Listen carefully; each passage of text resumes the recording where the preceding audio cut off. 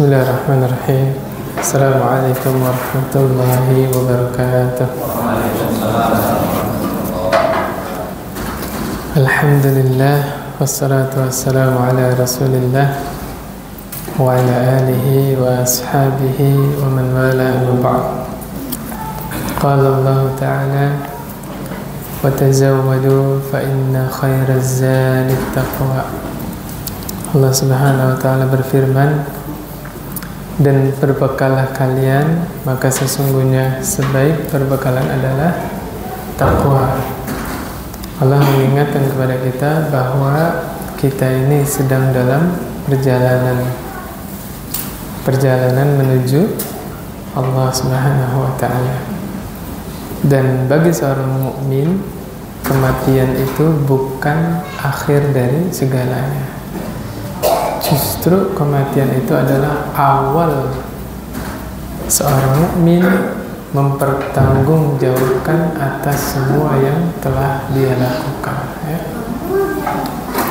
Makanya sampai Allah berfirman di dalam surah Az-Zumar ayat 53, Qul ya ibadiyalladzina asrafu ala anfusihim la taqnatu min rahmatillah.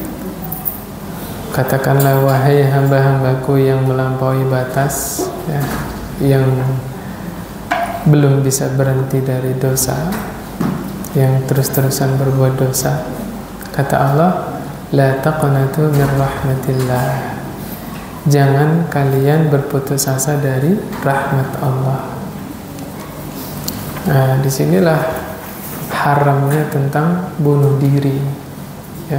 Sebesar apapun masalah yang kita hadapi, kita tidak boleh putus asa, apalagi sampai ada niatan bunuh diri, ya. Bahkan di dalam hadis dijelaskan, orang yang matinya bunuh diri itu disiksa di akhirat sebagaimana dia mati.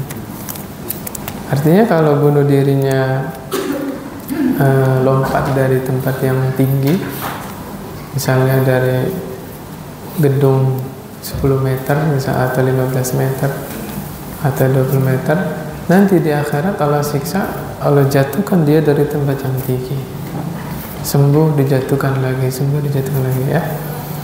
Nah, inilah yang harus kita pahami, bahwa kematian itu bukan akhir dari segalanya.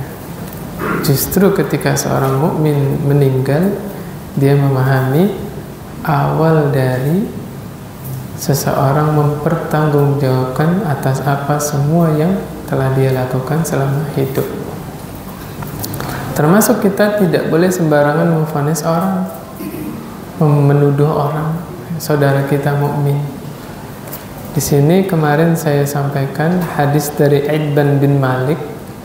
Singkat cerita, Rasulullah SAW sholat di rumahnya Itban bin Malik di musola. Musola itu satu tempat yang dikhususkan untuk sholat. Bisa ada di dalam kantor, di dalam rumah, pokoknya satu ruangan dikhususkan untuk sholat, ya, disebut musola. Tanpa basa-basi Nabi masuk, cari di mana musolanya, nanya, kemudian Nabi sholat di situ. Sahabat langsung baris di belakangnya sholat. Selesai sholat, tetangga-tetangganya Itban bin Malik pada datang ke rumahnya Itban bin Malik. Mirip kayak kita kalau lagi kumpul nyari yang tidak hadir. Nah, di hadis ini yang nggak ada di situ siapa? Malik.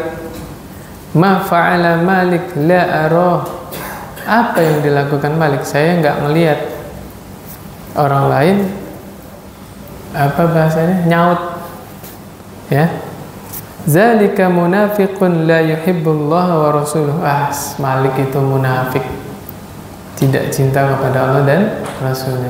Buktinya Rasul datang ke sini dia nggak hadir, ya. Apa kata Rasulullah SAW? Rasulullah SAW bersabda, la taqul zalik ala tarahu qala la ilaha illallah yabtaghi bidzalika wajha Allah. Gak boleh ngomong kayak gitu, gak boleh sembarangan nuduh orang. Makanya kita juga kadang-kadang tanpa sadar masuk ke dalam hati kita sifat sombong. Ketika kita sering ke masjid, terus nanya-nanya, tetangga saya itu mana ya? Kok nggak kelihatan ke masjid? Nggak sadar dirinya sudah masuk sifat sombong. Sampai menuduh tetangganya munafik gara-gara tidak pernah kelihatan di masjid. Hati-hati. Kata Nabi, nggak boleh ngomong kayak gitu. Kenapa? Karena kata Nabi SAW, fa innallaha qad harrama 'alan nar man qala la ilaha illallah yabtaghi bidzalika wajha Allah. Sesungguhnya Allah mengharamkan atas neraka bagi seseorang yang mengucapkan la ilaha illallah. Dengan ucapan itu dia mengharapkan wajah Allah Subhanahu wa ta'ala, ya. Artinya selama orang itu muslim, dia bersyahadat, ya, dia saudara kita, tidak boleh kita vonis sembarangan rajulun munafik, ya. Tidak boleh, ya. Na'udzubillah min dzalik. Kenapa? Karena setiap yang kita ucapkan, setiap yang kita lakukan ada hisabnya, ya. Na'udzubillah min dzalik. Jangan sampai kita terhalang masuk surga gara-gara ucapan tadi, memvonis sudah. Orang lain berbuat apa, itu bukan urusan kita. Urusan dia dengan Allah Subhanahu wa ta'ala.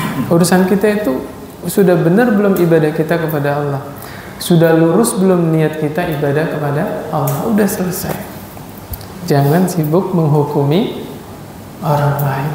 Jangan sibuk mengurusi urusan orang, apalagi sudah urusan keluarga seseorang, urusan pribadi seseorang, privasi seseorang. Udah, jangan diurusin.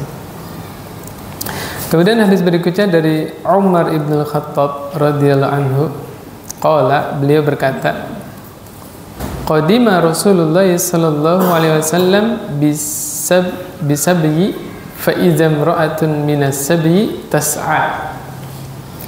Didatangkan di hadapan Rasulullah SAW para tawanan, dan di antara tawanan itu ada seorang wanita yang bingung, panik. Ngapain? Cari bayinya. Bapak-bapak, kalau kehilangan anaknya, panik nggak? Lagi pergi kemana, tadinya gandeng tangannya ya, tiba-tiba nggak ada, panik nggak Pak? Yang lebih panik ibunya, ibunya itu kehilangan. Idwa jadat, ini bayi Pak, masih nyusu yang hilang. Idwa jadat sobiyan fi sabyi akhadathu fa'alzaqathu bi batnihi fa'arda'athu. Tatkala ketemu bayinya, itu ibu langsung meluk bayi tadi di pelukannya, di perutnya, kemudian langsung disusui Pak. Fa'arda'athu, ini ibu lebih paham ini. Kalau ketemu anaknya itu langsung pengen nyusuin. Naluri seorang ibu, apalagi habis kehilangan tadi, ya. Langsung. Ya Bapak juga kalau ketemu anaknya langsung dikasih minum anaknya kan? Ya, subhanallah. Maka Nabi melihat kejadian itu, nanya kepada para sahabat, "Aturawna hadhil mar'ah tarihatan waladaha finnar?" Kalian apakah mengira ibu ini akan melempar anaknya ke dalam api? Mungkin nggak? Hah? Mungkin nggak Pak? Demi Allah nggak mungkin. Makanya para sahabat kompak jawab, la wallahi, demi Allah nggak mungkin ya Rasulullah seorang ibu melempar bayinya ke dalam api. Kita sedang bicara ibu-ibu yang masih waras, yang masih normal. Karena banyak berita-berita yang nggak benar ya. Na'udzubillah min dzalik. Kita yang kita bicarakan ini ibu-ibu yang masih fitrahnya masih benar. Apa jawaban Nabi? Ketika mendengar jawaban sahabat, seorang ibu tidak mungkin melempar bayinya ke dalam neraka. Nabi bersabda, "Lallahu arhamu bi'ibadihi min hadhihi biwaladiha." Sungguh Allah lebih sayang kepada hamba-hambanya dibandingkan kasih sayang ibu ini kepada anaknya. Subhanallah. Ini kabar gembira ini, Pak. Kalau seorang ibu tidak mungkin melempar anaknya ke dalam api, Rasul bersabda, maka Allah sungguh lebih sayang lagi kepada hamba-hambanya daripada sayangnya ibu kepada anaknya. Subhanallah.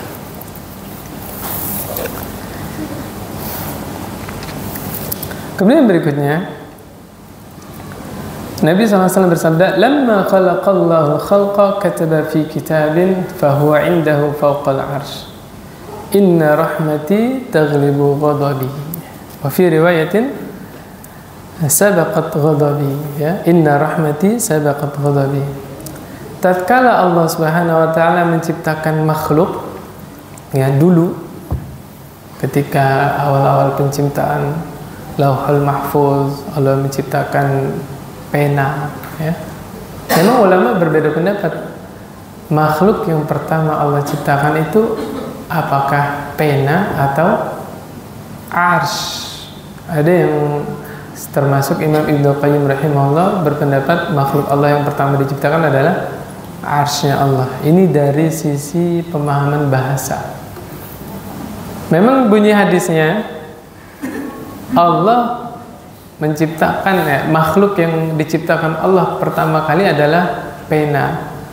Kemudian Allah berfirman kepada pena, "Uktub," tulis. Penanya nyaut, jawab, "Madza aktub?" Apa yang harus aku tulis ya Allah ya Rabbi?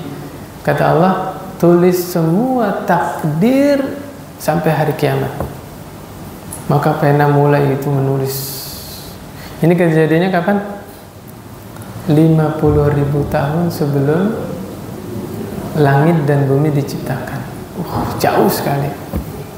Jadi sebelum langitnya belum ada, buminya belum ada, itu takdir udah beres Allah catat di Lauhul Mahfuz. Ini termasuk saya minum belum dihabisin, ini udah takdir nih, Pak. Qadarullah, keburu qomat, ya. Sudah takdir, Pak. Semuanya ditakdirkan. Semua musibah yang menimpa kita, semua nikmat yang kita dapatkan, semua sudah Allah takdirkan 50.000 tahun sebelum Allah ciptakan langit dan bumi. Nah, di sini ketika penulisan itu, maka Allah menulis di kitabnya, apa kata Allah? Inna rahmati sabaqat ghadabi. Sesungguhnya rahmatku mendahului marahku, ghadabi, amarahku. Ini Allah ingin menggambarkan kepada kita begitu luasnya rahmat Allah Subhanahu wa taala. Kalau bisa disimpulin, Pak, ya. Dosa apapun yang kita perbuat, sebanyak apapun dosa yang pernah kita lakukan, rahmat Allah lebih banyak lagi. Rahmat Allah lebih luas lagi. Ampunan Allah lebih besar lagi. Ingat gak kemarin kita sampaikan di sini, ya? Ya, ya bani Adam, lau ataitani biqarabil ardi khataya thumma laqitani la tusyriku bi syai'a la ataituka biqarabiha maghfirah. Paham gak, Pak? Belum? Kata Allah, ya, wahai manusia, seandainya engkau datang kepadaku dengan membawa dosa sepenuh bumi, dosa apa ini? Dosanya sampai sepenuh bumi. Ya, mungkin gak ada dosa yang gak pernah dia lakukan. Semua dosa mungkin pernah dia jajal. Tapi lanjutannya, summa laqitani la tusyriku bi syai'a. Tapi engkau bertemu denganku dalam keadaan tidak menyekutukanku, tidak berbuat syirik. Kata Allah, la ataituka biqarabiha maghfirah. Maka aku akan datangkan juga ampunanku sepenuh bumi. Subhanallah. Di sini hadis menjelaskan, kalaupun ada orang yang paling banyak berbuat dosa sampai dosanya sepenuh bumi, masih ada harapan Allah ampuni. Syaratnya apa? Tidak berbuat syirik. Nah, ini berarti penting kita mempelajari tauhid supaya kita bisa mengimplementasikan dalam kehidupan sehari-hari. Kita pelajari apa itu yang dimaksud syirik, macam-macamnya apa, supaya kita tidak terjerumus ke dalam kesyirikan. Manfaatnya apa? Ada kesempatan Allah ampuni dosa-dosa kita. Karena syarat dosa seorang hamba diampuni Allah adalah tidak berbuat syirik. Subhanallah, seluas itu ampunan Allah Subhanahu wa ta'ala. Ya, pokoknya dosa apapun yang pernah kita kerjakan, yakini rahmat Allah lebih luas lagi, ampunan Allah lebih luas lagi. Kemudian di dalam hadis yang lain, ya, wa anhu, dari Abu Hurairah, masih dari Abu Hurairah, sami'tu Rasulullah sallallahu alaihi wasallam, kata Abu Hurairah, ya, aku mendengar Rasulullah sallallahu alaihi wasallam bersabda, ja'alallahu ar-rahmata mi'ata juz'in. Allah menjadikan, ya, atau membagi rahmatnya itu menjadi 100 bagian. Ya. Fa amsaka 'indahu 99. 99 rahmat Allah tahan di sisinya. Fa anzala fil ardi juz'an wahidan. Kemudian yang satu bagian rahmatnya Allah tadi Allah turunkan ke bumi. Famin zalikal juz'i yatarahamul khalaiqu hatta tarfa'ad dabbah hafiraha an waladiha khasyata an tusibaha. Satu rahmat tadi yang Allah turunkan ke muka bumi, dengan sebab rahmat itu para hewan menyayangi anak-anaknya. Sampai kuda itu mengangkat kakinya khawatir bayinya itu keinjek, khawatir anaknya keinjek, sampai segitunya. Di dalam riwayat yang lain dijelaskan, inna lillahi ta'ala mi'ata rahmatin anzala minha rahmatan wahidatan bainal jinni wal insi wal bahaimi wal hawaim fabiha yata'atafuna wa biha yatarahamuna. Sesungguhnya Allah punya 100 rahmat, kemudian Allah turunkan satu rahmatnya, ya. Rahmat itu memenuhi diantara jin dan manusia dan para hewan. Dengan rahmat itulah mereka saling lemah lembut, saling berkasih sayang. Jadi Pak, subhanallah, yang kita saksikan kelembutan saat ini, ya, kasih sayang saat ini yang kita saksikan, itu baru satu rahmat dari Allah Subhanahu wa ta'ala. Baru satu rahmat, Pak. Bapak pernah lihat singa? Singa ganas nggak, Pak? Bapak kalau ketemu singa lari apa diem, Pak?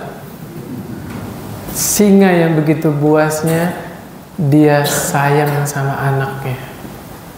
Hewan buas tapi masih punya kasih sayang kepada anaknya. Dengan sebab apa? Rahmat Allah Subhanahu wa ta'ala. Subhanallah. Ya, semuanya. Burung menyayangi anaknya. Bapak pernah melihat video burung yang keluar dari pagi cari makan, kemudian pulang sore sampai sarang itu, sarang burung, burungnya mangap, Pak. Makanan yang dimakan itu ditemboloknya, disuapin ke anaknya. Pernah lihat nggak, Pak? Ya, subhanallah, begitu sayangnya. Hewan aja sayang kepada anaknya. Makanya tadi saya bicara apa? Yang tadi ibu tidak mungkin melempar anaknya ke dalam api, tapi sekarang kita dengar di medsos berita macam-macam, ya. Na'udzubillah. Kita sedang bicara ibu yang masih normal, yang fitrah, karena hewan saja masih sayang kepada anaknya. Subhanallah. Ini yang berikutnya, ini mungkin hadis berikutnya teman-teman agak bingung dengarnya, ya, tapi ya nikmatin aja lah. Ala kulli hal nanti dipahami dengan riwayat yang lain, ya. Wa anhu 'anil Nabi sallallahu alaihi wasallam, masih dari Abu Hurairah, Nabi Muhammad SAW bersabda, fima yahki an rabbihi, sebagaimana yang diriwayatkan dari Rabb-nya. Berarti hadis apa ini? Hadis qudsi, ya. Kata Allah Subhanahu wa taala, aznaba 'abdun zanban. Seorang hamba Allah berbuat satu dosa. Ini kayaknya kita yang sedang diomongin ini, Pak. Ya, berbuat satu dosa. Kemudian hamba tadi setelah berbuat dosa, Allahumma gfirli dzambi. Ya Allah, ampunilah dosa-dosaku. Maka Allah berfirman, aznaba 'abdi dzanban fa'alima anna lahu rabban yaghfiruz dzanba.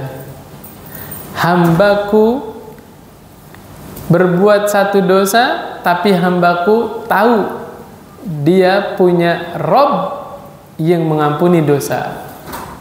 Fayakhudhu bidzanbi, maka Allah menghapuskan dosanya. Summa 'ada fa'aznaba, kemudian hamba tadi ngulangin dosanya. Ngomongin kita, Pak ya. Lagi ngomongin kita ini. Ya. Faqala ay rabbi ighfirli dzanbi. Habis buat dosa bilang apa? Ya Allah, ampunilah dosa-dosaku. Kata Allah apa? Aznaba 'abdi dzanban fa'alima anna lahu rabban yaghfiruz dzanba. Hambaku berbuat dosa, tapi dia tahu dia punya Rabb yang maha mengampuni dosanya. Fayakhudhu bidzanbi, kemudian Allah mengampuni dosa-dosanya. Udah berapa kali, Pak? 2 kali. Masya Allah, ngitung, Pak ya. Oke, summa 'ada, kemudian orang ini mengulangi dosanya. Ya, fa'aznaba, kemudian berbuat dosa lagi. Habis berbuat dosa bilang apa? Rabbighfirli dzanbi, ya Allah, ampunilah dosa-dosaku. Maka Allah berfirman, aznaba 'abdi dzanban fa'alima anna lahu rabban yaghfiruz dzanba. Hambaku berbuat dosa dan hambaku tahu dia punya Rabb yang mengampuni dosa. Ya, fayakhudhu bidzanbi, kemudian Allah mengampuni dosanya. Nih yang terakhir nih, Pak. Qad ghafartu li 'abdi falyaf'al ma syaa. Apa kata Allah? Sungguh aku telah mengampuni hambaku, terserah berbuat apa aja. Nggak paham, Pak? Hah? Ini saking Allah itu maha pengampun, maha penyayang, ya. Seandainya Allah mengazab setiap hamba yang berbuat dosa, ya, seorang hamba berbuat dosa langsung diazab sama Allah, apa kata Allah? Saya lupa ayatnya, ya, tapi saya pernah bacakan. Nggak ada persiapan, terlintas saja di kepala. Seandainya Allah menyiksa hambanya, setiap hambanya yang berbuat dosa, apa kata Allah? Tidak akan tersisa satu manusia pun, habis, Pak. Ngerasa nggak, Pak? Seandainya kita semua yang hadir di sini nih, satu kali berbuat salah langsung Allah azab, kita nggak akan ketemu di sini. Manusia ini habis di bumi, nggak ada sisa lagi manusia. Seandainya setiap manusia yang berbuat dosa Allah binasakan. Makanya subhanallah, berapa kali kita berbuat dosa Allah masih sabar, Allah masih nunggu kita bertaubat. Allahu Akbar. Ya, berbuat dosa lagi, Allah nggak siksa. Masih Allah liatin, berbuat dosa lagi, terus berbuat dosa, bukannya Allah siksa, malah Allah arahkan dia supaya bertaubat. Allahu Akbar. Setelah bertaubat, Allah ampuni dosa-dosanya, Allah terima taubatnya. Inilah yang dimaksud Al-Latif. Apa artinya? Allah Maha Santun atau Al-Halim. Al-Halim artinya apa? Allah Maha Santun. Apa yang dimaksud santun? Yaitu Allah tidak terburu-buru menyiksa hambanya. Subhanallah. Kalau kita ingat kemarin atau tadi siang atau tadi pagi, kita ketika berbuat dosa, subhanallah, kita butuh tempat untuk berbuat dosa. Padahal tempat ini milik siapa? Milik Allah. Ketika kita berbuat dosa, kita butuh nikmat, butuh tenaga. Padahal yang ngasih tenaga itu siapa? Allah Subhanahu wa ta'ala. Coba lihat. Tidakkah kita malu ketika kita gunakan nikmat yang Allah berikan justru untuk durhaka kepada Allah Subhanahu wa ta'ala? Setelah itu Allah tidak binasakan kita. Allah masih sabar. Justru Allah akan arahkan hamba-hambanya untuk bertaubat. Subhanallah. Kemudian yang berikutnya, nah ini kalau kita baca hadis satu ini, kita akan salah paham, ya. Kata Nabi SAW, "Walladzi nafsi biyadihi, law lam tuznibu la zahaballahu bikum, wa la jaa biqaumin yuznibuna fayastaghfiruna Allah ta'ala fayaghfiru lahum." Kata Rasulullah SAW, demi Allah, walladzi nafsi biyadihi, demi zat yang jiwaku ada di tangan Allah, ada di tangannya, seandainya kalian tidak pernah berbuat dosa, Allah akan musnahkan kalian. Kemudian Allah ciptakan makhluk yang baru, Allah ciptakan kaum yang baru yang mereka berbuat dosa, kemudian mereka beristighfar, kemudian Allah ampuni dosa-dosanya. Bingung nggak Pak? Bingung kan? Nanti kita jelaskan. Jangan ada yang ke toilet ya. Ini baru dapat subhat ini. Di dalam riwayat yang lain kata Nabi SAW, laula annakum tuznibuna la khalaqallahu khalqan yuznibuna fayastaghfiruna wa yaghfiru lahum. Seandainya kalian tidak pernah berbuat dosa, tidak pernah melakukan salah, maka Allah akan menciptakan makhluk yang baru yang mereka berdosa, kemudian mereka memohon ampun dan Allah ampuni. Jangan salah paham Pak. Kalau Bapak baca satu hadis ini dikira dianjurkan berbuat dosa. Benar nggak Pak? Ini yang benar. Riwayat ini dijelaskan di dalam hadis yang lain, ya, yaitu di dalam riwayat Al-Baihaqi, kemudian Syu'abul Idi dalam Syu'abul Iman, ya. Kemudian dinyatakan oleh Al-Munawi. Di sini dijelaskan, laulam takunu tuznibuna khashitu alaikum ma huwa akbaru min zalik. Al-ujub. Ya, kata Nabi SAW, seandainya kalian tidak berbuat salah, tidak pernah berbuat dosa, aku mengkhawatirkan sesuatu yang lebih besar lagi dari kesalahan itu. Apa? Ujub. Karena ujub itu biasanya dimiliki oleh orang-orang yang perfect. Benar gak? Subhanallah. Begitu bijaksananya Allah yang perbuatannya semuanya penuh dengan hikmah, sampai dosa juga mengandung hikmah. Seseorang ditakdirkan berbuat dosa supaya apa? Menekan sifat ujub yang ada pada dirinya. Allah takdirkan hamba tadi berbuat salah, berbuat dosa supaya apa? Supaya tidak ujub. Subhanallah. Ya, sudah banyak ceritanya gara-gara ujub Allah binasakan kaum-kaum terdahulu. Di antaranya siapa? Kaum Ad, kaum Samud. Coba kalau baca cerita kaum Ad, kaum Samud, mereka itu suku yang sangat besar Pak, raksasa.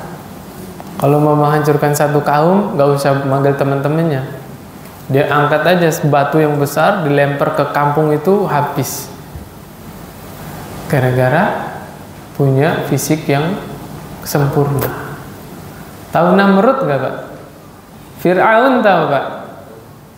Namrud, Fir'aun ini bukan gak ada sebab ngaku dirinya sebagai Tuhan.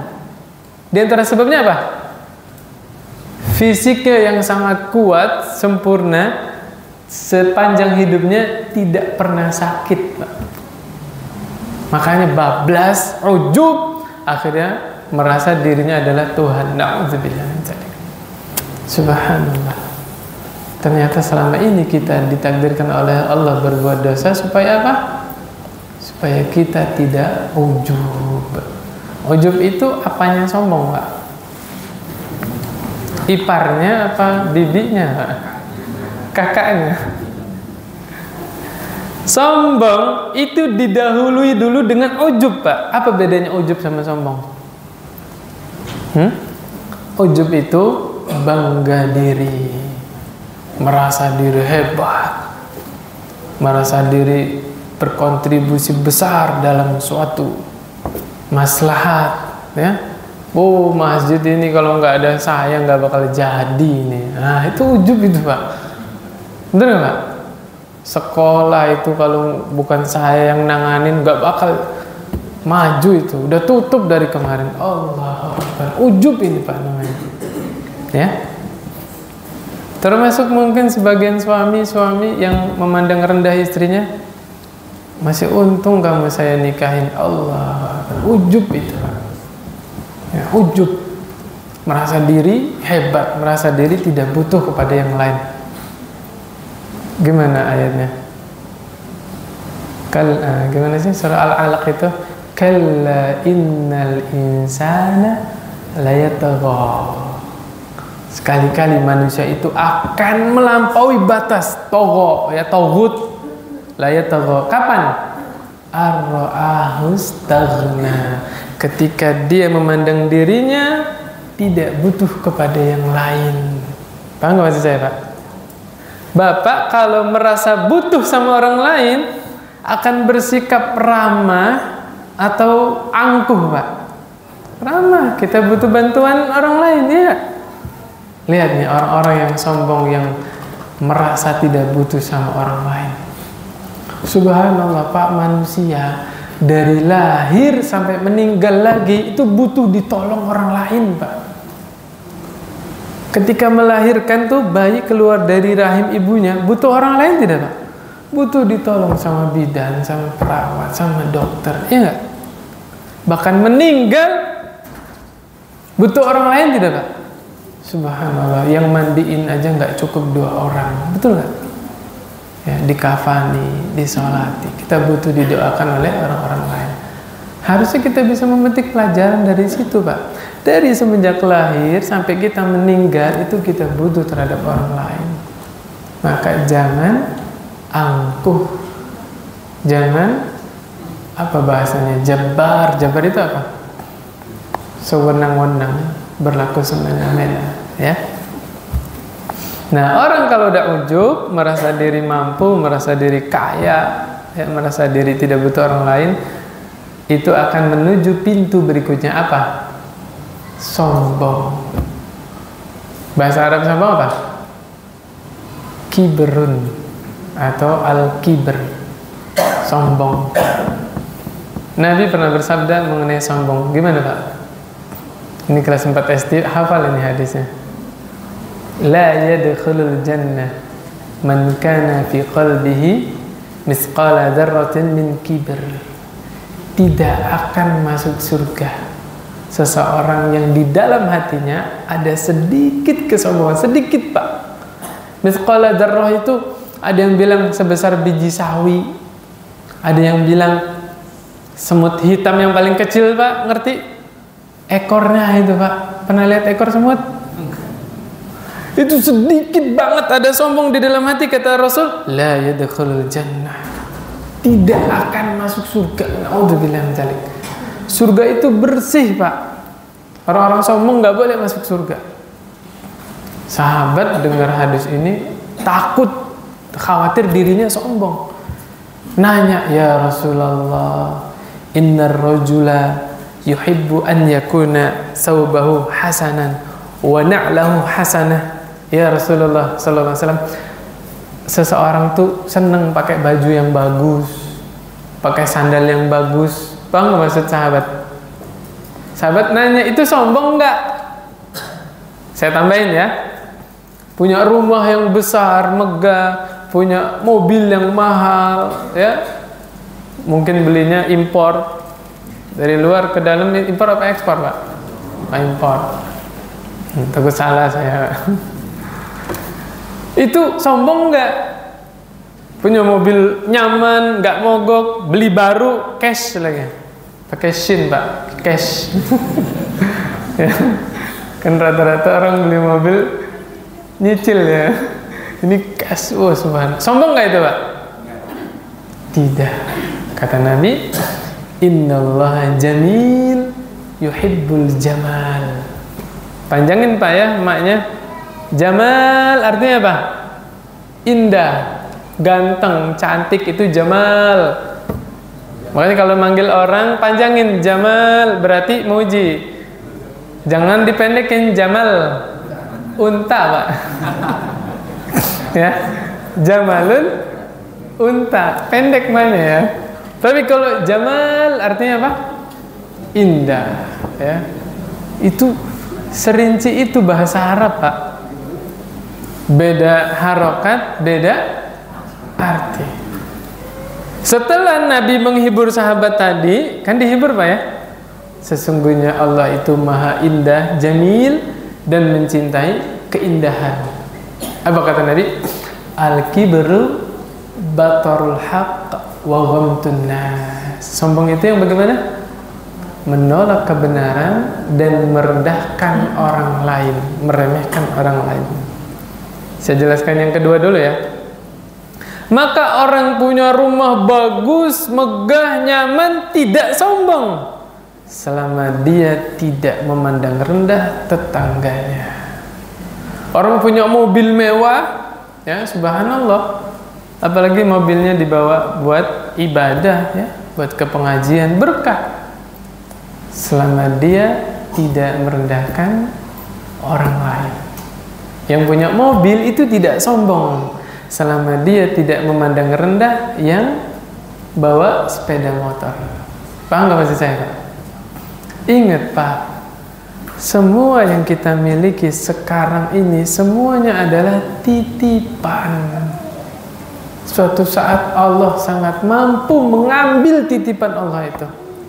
Entah kecelakaan, entah ditipu orang, ya, apapun keadaannya.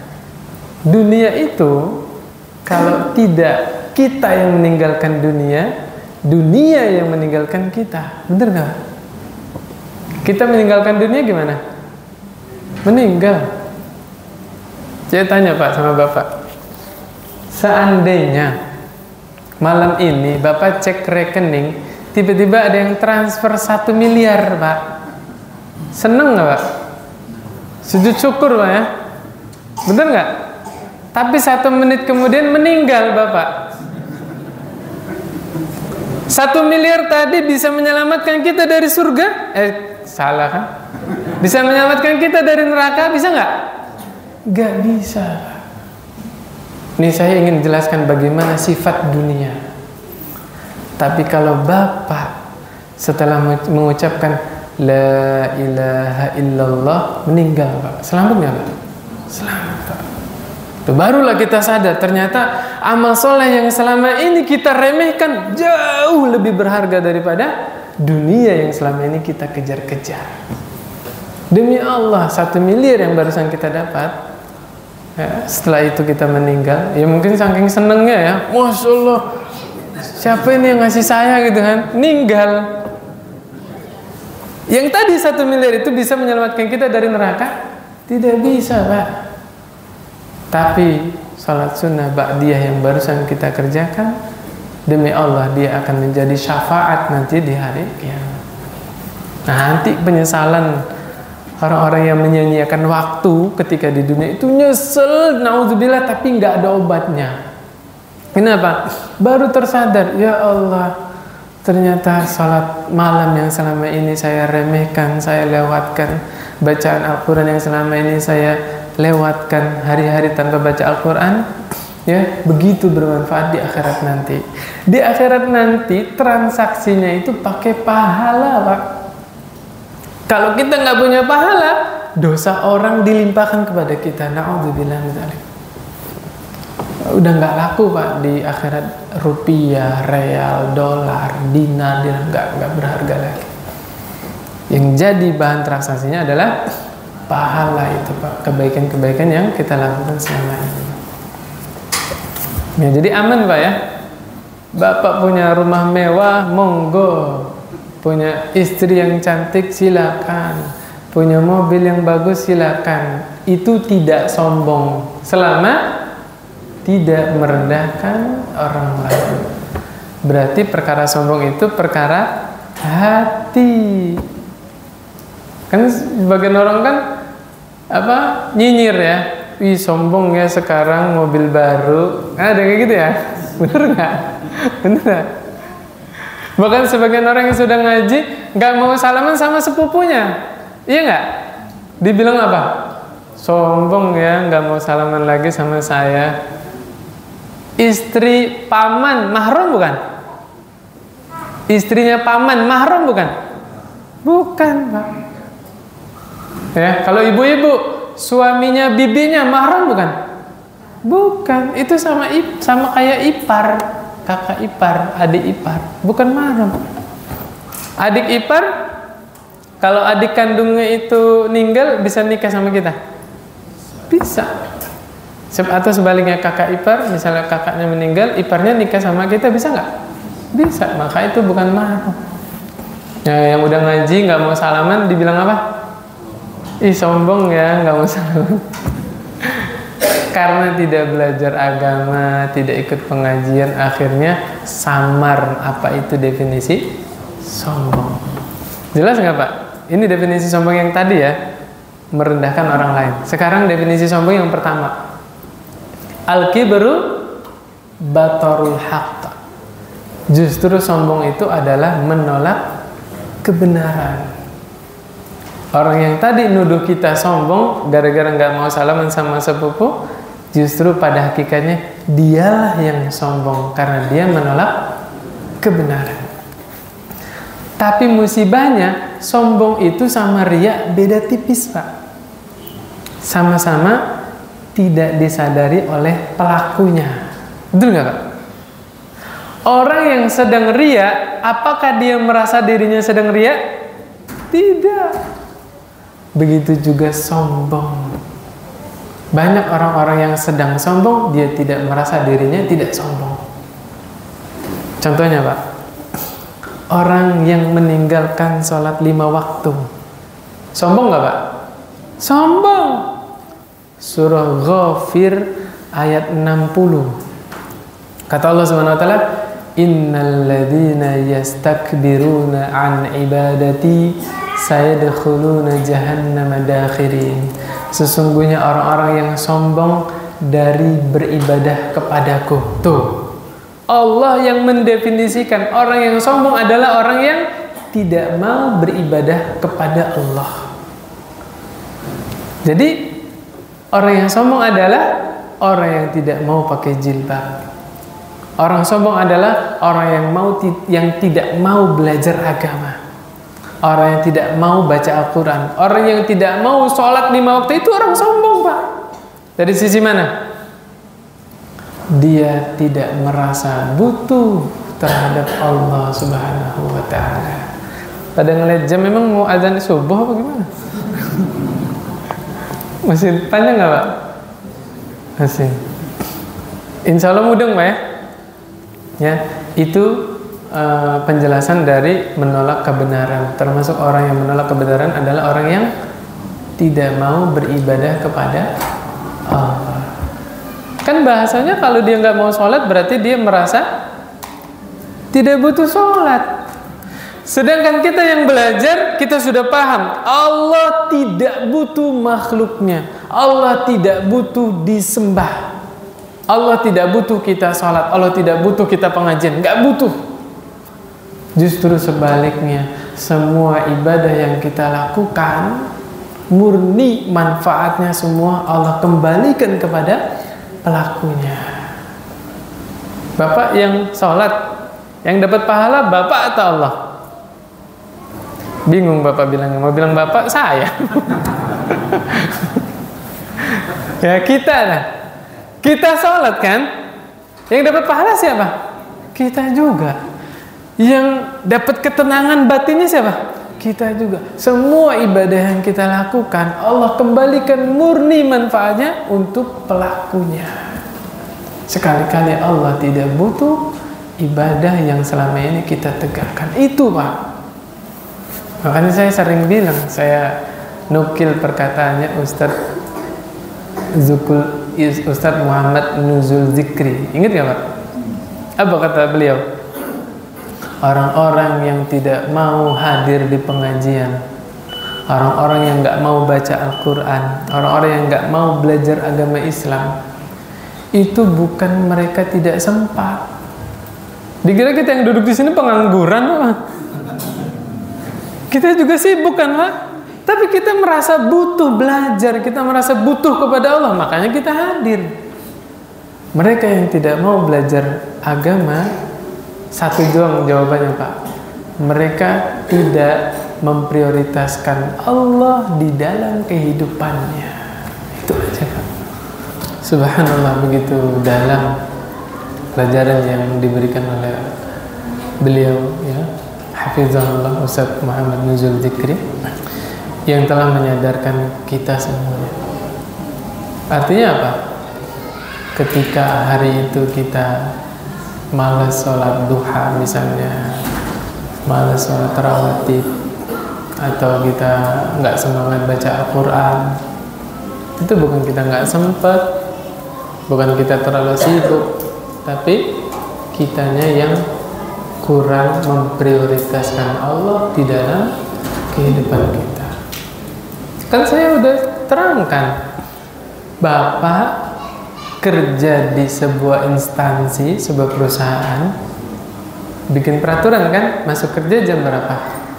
Jam 7, pulangnya selesainya jam 4. Subhanallah, Bapak rela jam 6 sudah siap supaya nggak ketinggalan di tempat kerja, betul nggak? Jam 4 baru keluar dari perusahaan, rela sampai rumah jam 5, sampai rumah maghrib, bener nggak? Terulang. Kenapa Bapak rela 8 jam, 10 jam habis diambil tempat kerjaan Bapak, kadang-kadang buat keluarga sebentar doang? Kenapa? Karena kita merasa butuh, ya nggak? Butuh digaji, betul nggak? Kita takut dipecat, takut kehilangan pekerjaan. Itu karakter orang yang merasa butuh.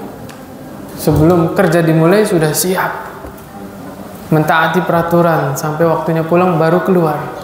Kenapa kita tidak perlakukan yang sama terhadap perintah-perintah Allah? Kalau kita merasa butuh kepada Allah, demi Allah Pak, sebelum azan dia sudah lihat jam, dia sudah punya wudhu. Karena apa? Butuh kepada Allah. Tidak nunggu, ini udah azan masih lanjut terus aktivitasnya. Bahkan sholatnya terlambat. Sholat zuhur jam 2:30, sholat asar 5:30, sholat maghrib jam berapa Pak? 8:30, ketiduran. Itu tidak mencerminkan dia butuh kepada Allah. Coba Bapak kebayangan nggak seandainya kita menyanyiakan perintah Allah, kita menganggap sudah banyak berbuat baik, pas di akhirat sama sekali tidak mendapatkan apa-apa. Ketika Allah menyanyiakan, saya tidak butuh sholat Anda, gimana perasaan kita Pak? Karena kita nggak benar menunaikan perintah kita kepada Allah Subhanahu Wa Taala. Tiba-tiba semua amalannya ditolak sama Allah. Karena kita nggak ikhlas, kita tidak murni menjalankan ketaatan kepada Allah, Allah tolak semuanya. Na'udzubillah min dzalik. Itu tidak mencerminkan seorang hamba yang butuh kepada Allah. Saya dapat faedah, ya taruhlah guru saya bercerita begini Pak, Bapak kalau butuh ke bank buka jam berapa Pak? buka nomor antrian jam berapa? Hah? Setengah 8. Jam 8, oke. Kalau Bapak mau dapat antrian pertama, datangnya jam berapa? Jam 7 udah datang, bener nggak? Nggak mungkin pengen nomor antrian pertama tapi jam 9 baru datang, ya kan?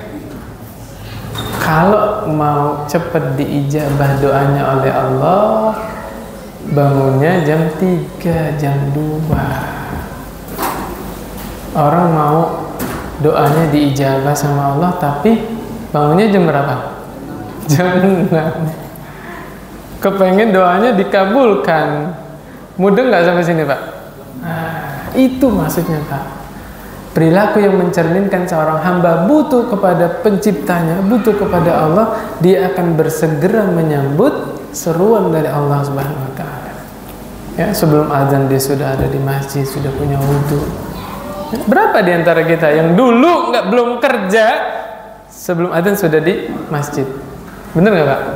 Dulu belum punya istri, sebelum azan sudah di masjid. Merengek kepada Allah. Pas sudah dikasih jodoh, sudah dikasih pekerjaan, gimana tuh? Nah, kadang-kadang kita diuji sedikit dengan dunia, agama kita kendor. Nah, artinya sampai sini pelajarannya adalah bagaimana kita mengukur kualitas kehidupan kita, seberapa besar kita memprioritaskan Allah di dalam kehidupan kita. Cukup lah, Pak, ya? Banyak-banyak takut muntah, ya. Pulang-pulang ditanya istrinya, dapat apa, Mas? Apa ya tadi katanya? Boleh punya rumah gede gitu. Gak ngerti substansinya apa, gak ngerti, ya. Naktafi bihadzal majlis. Subhanakallahumma wa bihamdika asyhadu an la ilaha illa anta astaghfiruka wa atubu ilaik. Assalamualaikum warahmatullahi wabarakatuh.